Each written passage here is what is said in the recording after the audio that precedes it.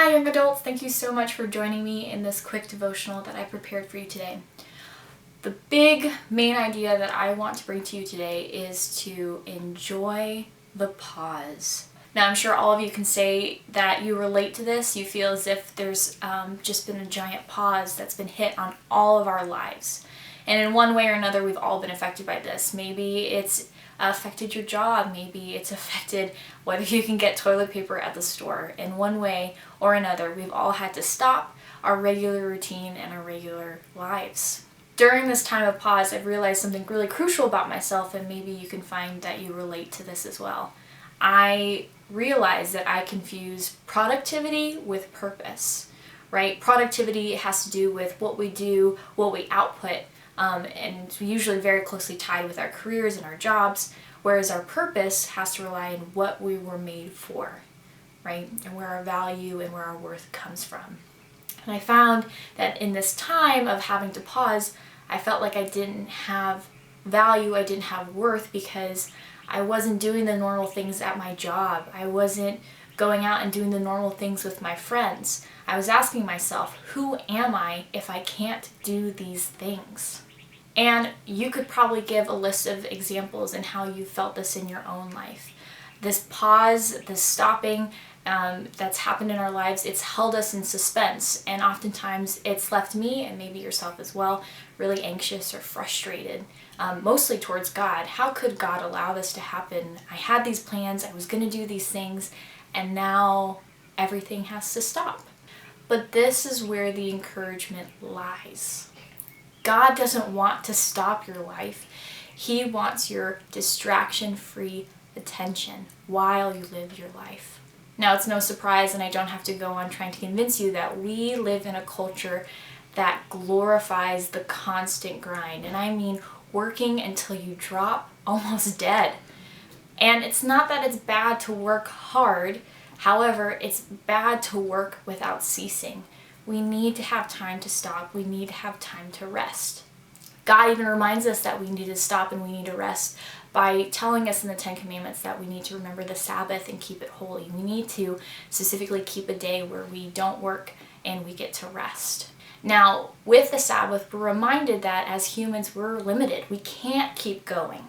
We don't have an endless supply of energy. No matter what drink, what workout, what system you have put in place, we all need to stop at one point in time. And while some people may find this really frustrating or really defeating, this is what it points to ultimately, is that we cannot rely on ourselves to keep going. In fact, we were made to look to someone who is bigger, stronger, more powerful, wiser, more all-knowing than us. And that's who Jesus is. And ultimately, over time, we learn to enjoy the pause because it ultimately forces us to look back to the foundation that we stand on. It's not something that we've done out of our own accord, but because of what's been done for us. I'd like to turn your attention to John 1, the very, very beginning. This is what it says in the first 5 verses. In the beginning was the Word, and the Word was with God, and the Word was God. He was with God in the beginning. Through him all things were made. Without him nothing was made that has been made. In him was life, and that life was the light of all mankind. The light shines in the darkness, and the darkness has not overcome it. When we pause, we are forced to go back to God and go back to his word. And we're reminded he was there at the beginning, before us, before we had our jobs, before we had our friends, before we had our agendas. And he made all things. He set forth a purpose in all of us before we decided what career we were going to take. We are forced to recognize that we have a creator that's called us to rely on him and not our own productivity.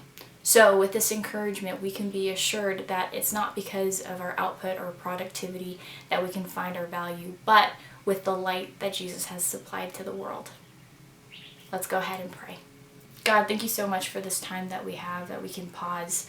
A lot of us didn't make the time, and so because of life and circumstances and situations, you've allowed us this time to stop our regular routine and the distractions and the places and the things that we have to cross off of our to-do list, God. And because of the pause, we've been forced to slow down and listen and maybe take an account as to maybe what you're doing in our lives and what we can be doing. What are you doing in our lives, and maybe reshift our focus back to you. We're thankful for that time that you've given us to reflect on what's important and what's valuable above all else, and that's you and your word and relationship with Jesus. We love you and we thank you for the sacrifice on the cross, and in your heavenly name, amen.